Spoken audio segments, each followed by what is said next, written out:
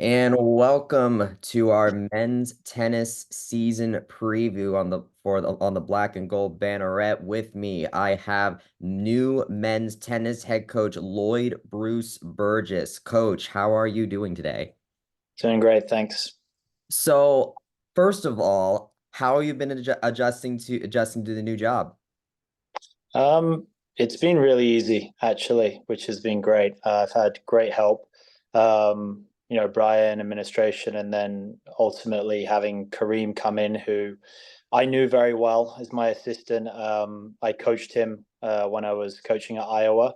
That made things easy, and then the biggest piece of it all was the guys. They made the transition so easy. Some of the older guys on the team, Leighton in particular, he's our captain. He with helping the transition. So honestly, things have been really easy, which is nice. I'm sure they're not going to continue to be that way as we get into the season. So, how much interaction did you end up? Because you've been at UCF now. This is your third season, so you spent 2 seasons under Coach Kanyeko with the women's team. Did you ever end up kind of having passing interactions with the men's team before? Yeah, for sure. I would go to a lot of the matches and watch the matches. Definitely knew a lot of the guys, or all of the guys. Really, I knew them. So yeah, we were pretty well connected there already. So, take me back to this summer. John Roddick steps down. Your boss takes over as the new director of tennis, and they're looking for a new men's tennis head coach. What kind of pushed you to throw your hat in the ring to it, and what was it like when you got the call? Yeah.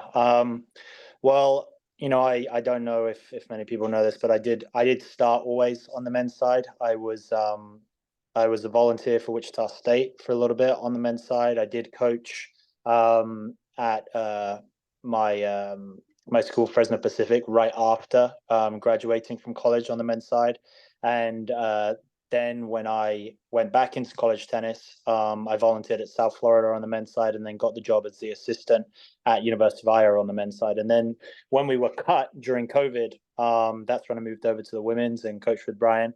So I'd kind of always been on the men's side already. And obviously, a great opportunity to be a head coach and kind of a dream come true for me. I wasn't sure if it would happen, but yeah, getting the job. I mean, it's really the reason I stayed in the USA was to be a college tennis coach, and why I didn't go home to England after graduating. I had to jump through a lot of hoops to get here. It's not so simple to just get employed in the US when you're from another country. So I had to obtain a visa and a green card through working at a club, which I did for many years. And I did that from 2013 until 2019, until I got my green card, and obviously had a full-time job and a pretty good job and a settled life working in the club industry. But it wasn't why I stayed here in the US. So I kind of took the leap to be a volunteer coach at the age of 30 years old. And I wasn't sure if I'd ever get to the point to be a head coach at a major program like UCF, but I was kind of willing to take that risk, and willing to, I guess, be an assistant or never get a head coaching job at a big program, since I was a little older, starting back in the industry. And obviously, right place, right time. And I guess if you work hard, sometimes you get lucky, and that's what happened to me. And so I mean, I can't really express in words how happy I was to get the job. So I'm thrilled to have it and excited to get started on the season. What have you learned from watching both Coach Roddick and Coach Kanyeko work over these last 2 years? Yeah, I had obviously, most of my interactions been with Brian, coaching under him. So his ability to adjust to any situation, I think, is something that's been huge. I think that's something I always kind of looked at as being really important on the coaching side of things, and always calm in the face of stress. Kind of knew when to come down hard on people and when to back off. I think those things are really important. You have to It's not always a one size fits all, and you have to be able to adapt to the person and the situation. So I think that's one of the biggest things I really learned. So you mentioned how you would watch the men's matches from the stands. What's it like to now go from the stands to coaching these players? Yeah, it's really exciting, to be honest. We got a taste of the dual match format a little bit during the fall.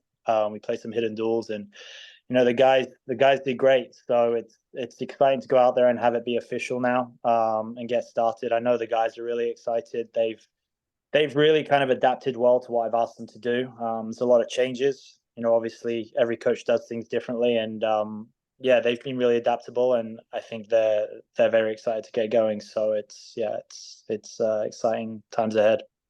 So you've talked so a lot of this team is made up of this now sophomore class, a majority of which, were on that year, Mehdi, Liam, Yassine, Luke, Yuka, Toto. So what can you say about their development over the course of this fall, and what do you think we could now see from them now that they have a year of experience under their belts?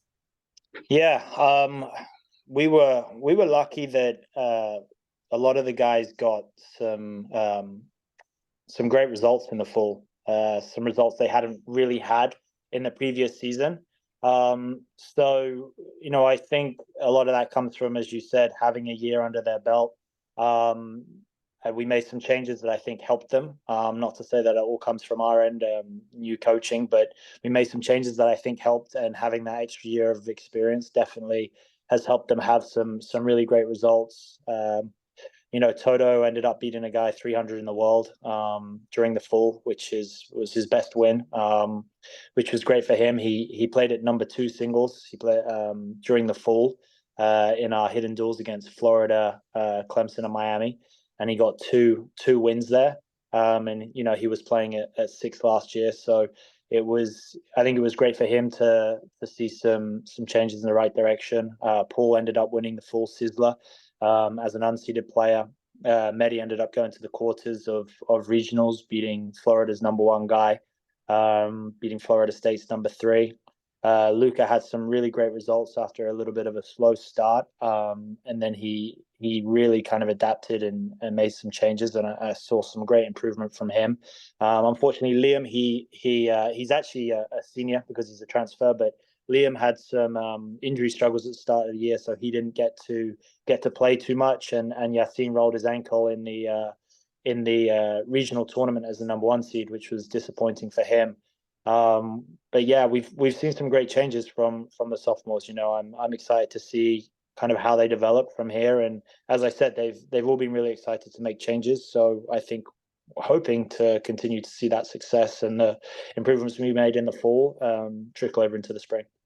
So there is one more addition to this squad of sophomores in UT Arlington transfer Santiago Michelle. How has he been adjusting with the team, and what can you kind of say about his fall with the team? Yeah, it's hard to fault Santi, to be honest. His personality is amazing. He came in and he fit right in with the guys straight away. He brings great energy to practice. He works so hard every day. He's one of the rare people at his age that when he's on court, he's able to. He's so coachable on court. Even in the face of difficult moments, he seems calm, and he's able to kind of turn on his passion and then bring it back down when things aren't going well for him. So he's been really amazing, and of course he won the regional doubles title with Leighton and is ranked 20 in the country. So yeah, it's hard to ask for a better start from a transfer, to be honest.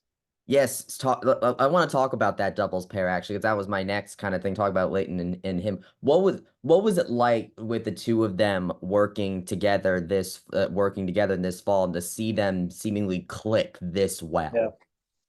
Yeah, I don't know. I thought it was evident early on that Santi had um, an ability for doubles, a natural ability for doubles, and Leighton was already pretty established at that, as I'd seen, and he's an older guy. It's his 5th year now, and he serves great. He volleys well in singles. It's clear he plays good doubles. So trying to find the right person to play with Leighton. And yeah, I think they played the Bedford Cup together, and they lost. I think they won their first one, and then lost a tight one to Florida. But it was pretty clear that they were going to be a solid pair. Leighton's service game is a game we should feel pretty good about winning almost every time when you serve as well as Leighton does and you have Santi at the net. So, we knew we were going to win that game a lot. We knew they both returned well and they both closed the net well. So it really was pretty obvious that these guys were going to be a good pair. For them to win the regional title, that was a surprise. I think really any team winning the regional title in doubles is a surprise because it's a really hard tournament, and doubles is very often kind of is a little bit more prone to upsets, I would say. I thought we had a good chance to win it with them. I didn't believe we'd go and win it. To see how they played in the final was incredible. They played a really strong team in the final, and they beat them 2-0. So it was great. We probably weren't happy with our performance at the national tournament. But overall, it's been great to see them do so well, and I think they're feeling really confident about playing together in the season. How has Leighton been doing now, taking kind of over that elder statesman role of the team from his former doubles partner, Bobby Pavel? Yeah, it's been a pretty amazing transition. It's one of the things probably I think we're most proud of as a team, not just from a coaching perspective, but I think the guys are really proud of that. Leighton's a really charismatic guy, a great leader. He definitely had struggled a little bit with his discipline in the last couple of years, which he kind of had admitted to, and the guys had said, he's a great leader, but it wasn't always by example. And he has been amazing in the fall. Started off with a few issues at times on the court during the matches, and we talked about things. And I don't know if everyone knows this, but he played one during our hidden duels against Clemson, Miami, and Florida, and he won all three of his matches against their number one players. So to see him doing that in singles from what happened at regionals, where he definitely didn't play his best tennis, lost in the second round to a guy he probably felt he should beat, although the guy played very well that day. He wasn't at his best mentally or physically, and he made some big changes. And to see what he chose to do during the Christmas break, it was amazing. His commitment to his preseason work was incredible. He was sending me messages every day of what he was doing, tennis wise, what he was doing physically, strength wise, his diet. Everything has been a change in the right direction. And to have a guy like Leighton who leads so well as a personality and has so much charisma, to see him now being able to lead by example is amazing. And that's going to be a big part for us, having Leighton's leadership and having him be able to control the group and have them respect him. That's huge for us. So you mentioned number one players. I'm assuming that he is taking over the court number, or like the singles court number one position that Boggy had last year. Well, that's to be determined still, but I will say that as most of our team know, Yassine is the highest rated player and ranked player. We do assume that Yassine will probably start in that position. When we played the hidden duel, Yassine was out, but yeah, we'll see how things go. Numbers and positions are never guaranteed, so we'll just have to see how things line up there. What's it been? What's the challenge like? What having to kind of not replace but move forward without Boggy, a player who is leads the program in doubles wins and really seemed to break out in singles play in his last year. Yeah, I mean, Boggy was a huge loss, but that's what happens when you play 5 years of college tennis and you mature and you commit to things. And I had a couple good conversations with Boggy as well to talk about how he had adapted, because his senior year was as you said, kind of a breakout in singles for him. So it comes with age and experience, and obviously good coaching as well. Being under John for so long, I think they were able to bring him along in the right way, and they really got a lot out of him that year. But obviously, we're hoping that that's something Leighton can do this year. And Yassine wasn't the same player he is now in his freshman year, and we're hoping that Leighton can now move into that. But he wasn't having the same results I expect him to have this year. So I think we're kind of in a similar position with Leighton this year. We're hoping Leighton will be able to do a similar kind of thing and have some great results. And we've obviously, as you said, we've got a bunch of sophomores now who were freshmen last year, and it is hard to play your first year of college tennis, especially for a lot of those guys. They came in January, so it's even more of an adjustment. So you also have a pair of new freshmen coming in, Waleed and Simeon. What can you tell me about how they've been adjusting to the college experience, and what do you think we could see out of them in this spring? So I can't tell you much because Simeon got here 2 days ago and Waleed is not here yet. Hmm. So not much, but both of them have great chance to start in this team and help us. They both had a successful junior career and have been similarly ranked to the rest of the guys ATP wise. So I expect them to be in that group that we have and kind of fight for positions and add a lot to us. But yeah, I haven't been on court with Simeon yet, and Waleed's not here. So Mm. Well, Walid is now the third Moroccan to join the team, joining Yassine Limi and Mehdi Benchikroun. What about that Moroccan talent pool has seemed to really work with this program lately? yeah, obviously I can't take much credit for Yassine and Mehdi because they were brought in by John. But yeah, Waleed, he's a fantastic player, and of course he has connections to the other Moroccans. So that's pretty typical of college tennis programs when you have players from the same countries. They know other players and they want to be with their friends. So it's kind of as simple as that. And Waleed, hopefully he'll be able to bring some similar results that Mehdi and Yassine have brought to us. So just the timing of this honestly could not have worked out better, but the Big 12 recently dropped their preseason poll for the season, and UCF and of course UCF ended up projected to finish tied for sixth with Texas Tech, but those five teams that were picked above them all made the NCAA tournament last year. So what is it like for you to kind of not only go into this new position as a head coach, but to do so in a Big 12 conference where a majority of the teams in the conference made the NCAA tournament? Yeah, it's a tough conference, that's for sure. So we're going to have to maximize everything we do. We talk to the guys a lot about everything counts, every decision counts. How you treat your body, how you work, how we are as a team. There's no secret that teams like Texas and TCU, they're a few of the best teams in the country, right? So semifinalists last year, both of them. So we've definitely got a hard task ahead of us in this Big 12 conference, but I think it's one we're up to. I don't think I can say we're going to definitely lose to any team. I'm confident that if we do the right things, that we have a chance to win every match we play.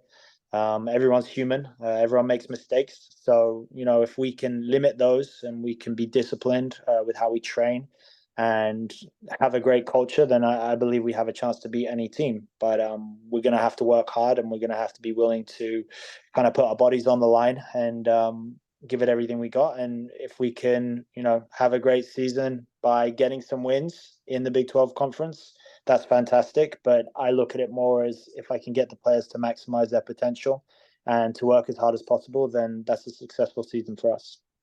So you're going to go into a conference play season in which four of the teams made it into the ITA preseason top 25. You're going to have of course a match against Florida and UNC Wilmington NCAA tournament teams as well. But Yeah. what do you think the team would like to see from the team during the non-conference schedule before you start your first Big 12 conference schedule in March? Yeah, I mean, we want to win every match we play. There's no secret there. So, and I think we can win every match we play in our non-conference. And as I said, I believe we have a chance to win every match we play in the Big 12 conference. So, ultimately, though, it's to me, it's always going to be about putting the emphasis on the effort that we put forth in practice and matches. And if we do everything that we possibly can to give ourselves the best chance, then that's all I can ask for from the guys.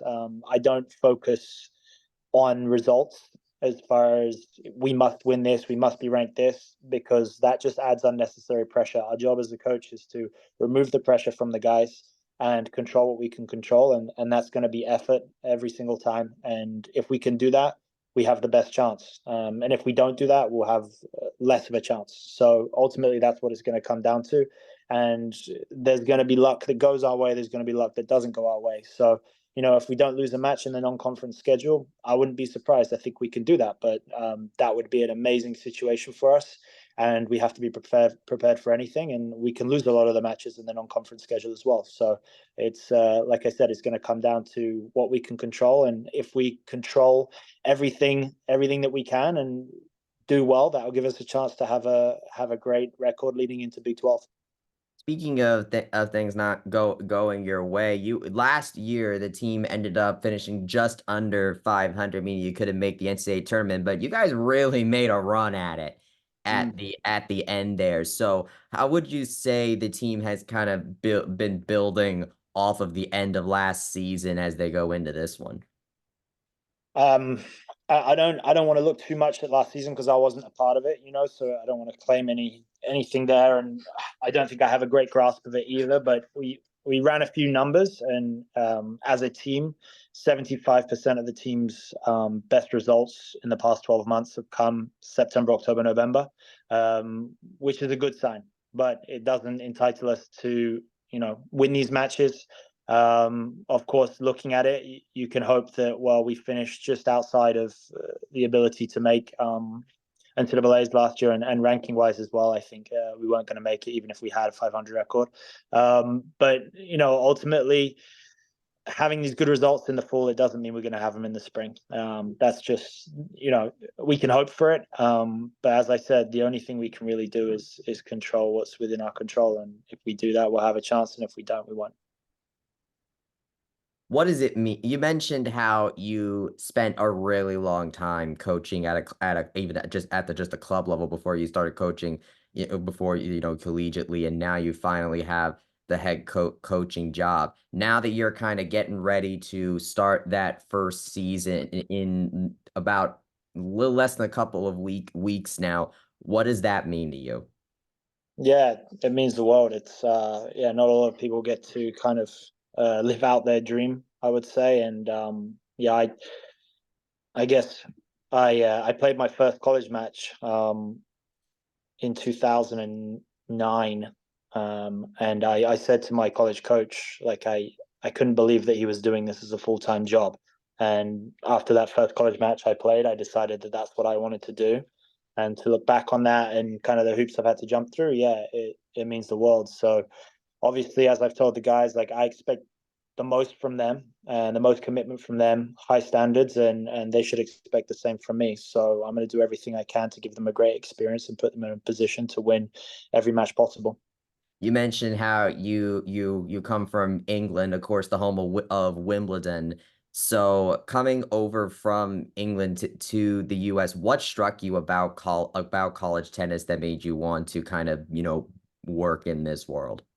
Yeah, it's the same as something we play called County Cup in England, and it was always my favorite thing to play, which is tennis in a team setting. You don't get that much, and I love the idea of bringing a group of guys together and working with them day in day out, and then putting them up against another team. And it's really, there's nothing more exciting for me than match day, and being able to be on the court and walk around during the matches, which was not part of what I experienced as a junior player in England. But having your coach walk around during the match and talk to you after each point and kind of help you through that to me, when you're working with these guys on and off the court, helping them stuff in their personal life and with their tennis, you see them grow as people and as players. To be on the court with them during that kind of high stress moment and helping them navigate those emotions, to me, win or lose in those situations, nothing's better. And to see them kind of achieve great things, it's amazing. It's a really rewarding job, and I love to compete. So, I kind of feel like I'm the luckiest person in the world being able to do this. I get to, I don't play tennis anymore. And obviously I love to play tennis, and now I get to continue to compete as a coach. That's something I'm really lucky to do. And most people don't get to do that in their everyday life, but luckily I do. So yeah, that's what stands out to me. Majority of the team coming back, how much does that help the transition between two different coaches and for you kind of coming into this new position? Yeah, I don't know if that helped. I guess I think a lot of coaches may actually see that as something that's tough. A lot of people say they want to bring in they want to bring in their guys.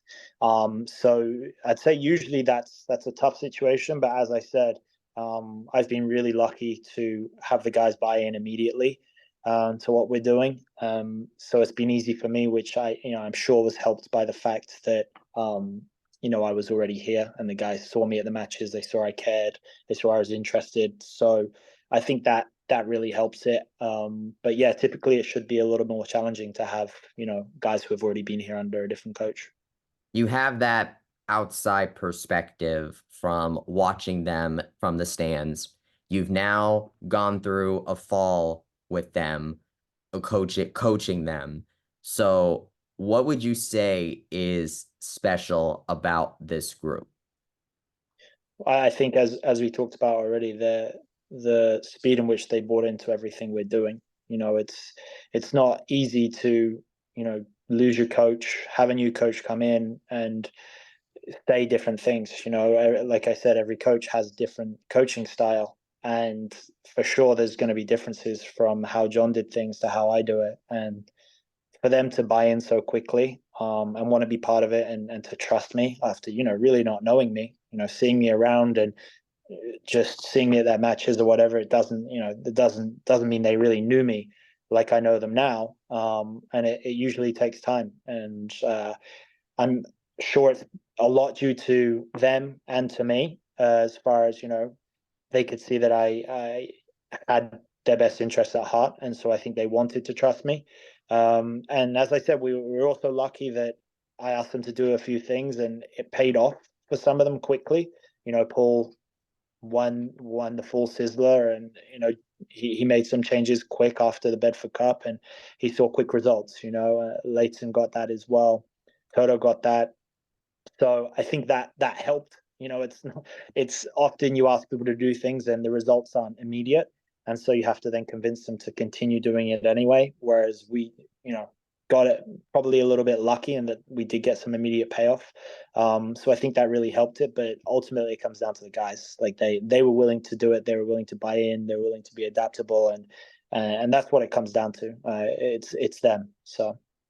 For years, you have assisted other coaches. Now you're the one in charge. So, what is the Coach Bruce-Burgess style?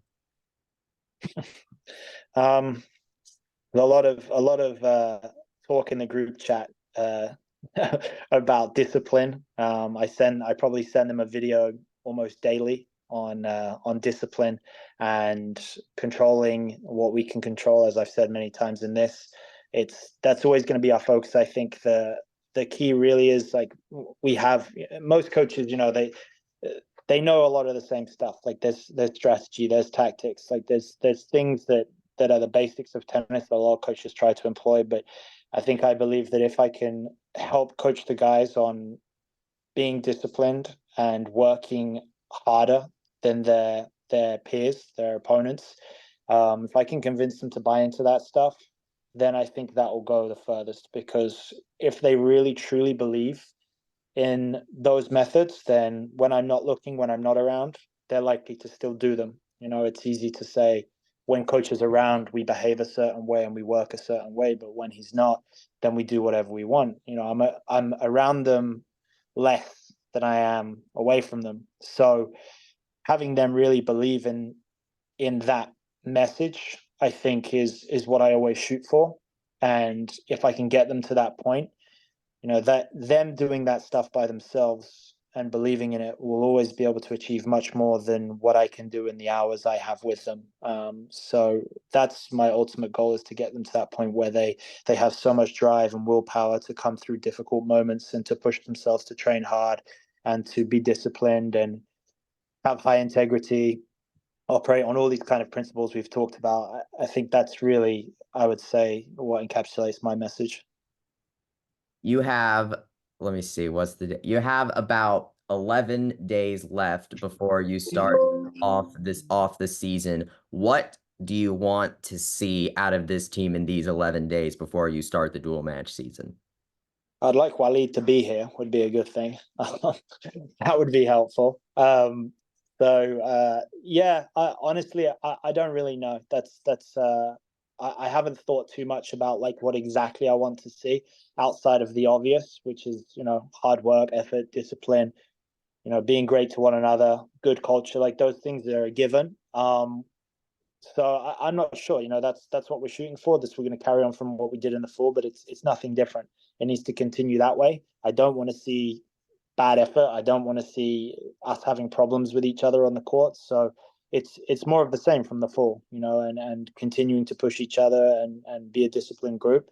So if we can continue that, as I said, we'll give ourselves a good chance to win this opening match, and it's a tough opening match as well.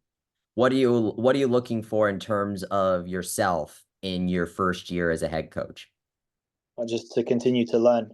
I've told the guys I'm going to make mistakes, and we all have to be accepting of the fact that each of us are going to make mistakes, and we'll kind of forgive it and we'll move on each time, and we'll try and learn from it and get better. I've been lucky to have a lot of people around who have been willing to help me. I'll continue to lean on them for advice. I've got great help in Kareem here. I can learn a lot from him. So it's always being open to learn and to change, and not thinking that you know everything. And I certainly don't. And I just hope that in my first year I can give the guys kind of what they deserve, and then that put us in a good position to succeed. And hopefully I'll continue to have many good seasons after.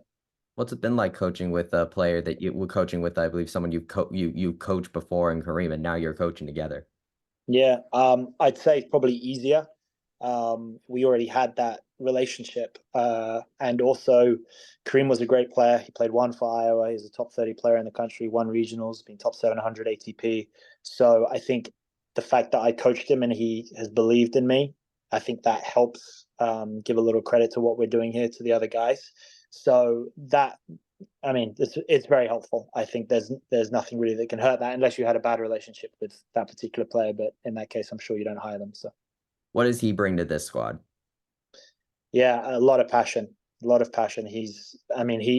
I had to kind of wrestle him off the pro tour. I don't want to say I wrestled him off, because I told him basically, like, look, this is the opportunity. I know you're still playing. I know you still have dreams, but like, it's there. We can talk about it. And he'd been talking for a little bit, because we'd obviously stayed in contact. He'd been talking for a little bit about considering getting into college coaching. He was already doing some volunteer work at Mississippi State, but still the focus was on his pro career. So, it was the right time for him, I think. And having him has been amazing. He really kind of embodies what I'm about as far as the program. Really high work ethic. He's on top of everything all the time. I don't have to ask him, twice to do anything. It's already done. He's really eager to learn, and we have a great relationship. So I think the guys are seeing how eager he is to help them. He was obviously a great player as well, so that brings a lot to us. But yeah, I mean, so far it's been amazing. You got an interesting test to start the season with what I'm seeing on the schedule is right, 2 matches in one day against Mm-hmm. UNC Wilmington and Coastal Carolina. I mean, how's that for a start to coaching tenure? Yeah, it'll be interesting. I think it's the earliest we've played in a number of years as well. It's definitely an early start. Um, so yeah, it'll be a test, but that's what we're looking for. And I believe we put in a great fall. We've worked really hard in the gym. Our guys are fit. Our guys have all been really committed to taking care of their own fitness and tennis over Christmas. So I think we come in with a team that has played a lot of tennis during the Christmas break, and a team that stayed really fit during the Christmas break. So, as I said, I work a lot on trying to make the guys have the right mindset while I'm not around. So, I believe not having me around for a month, that shouldn't impact them too much. They should be ready to go. All right, awesome. Well, best of luck starting on the road against UNC Wilmington 10 a.m., followed by Coastal Carolina at 5 p.m. Coach, best of luck in your first Thank season, you. and thank you so much for your time. Really appreciate it. Appreciate it. Thank you, Bryson. All right.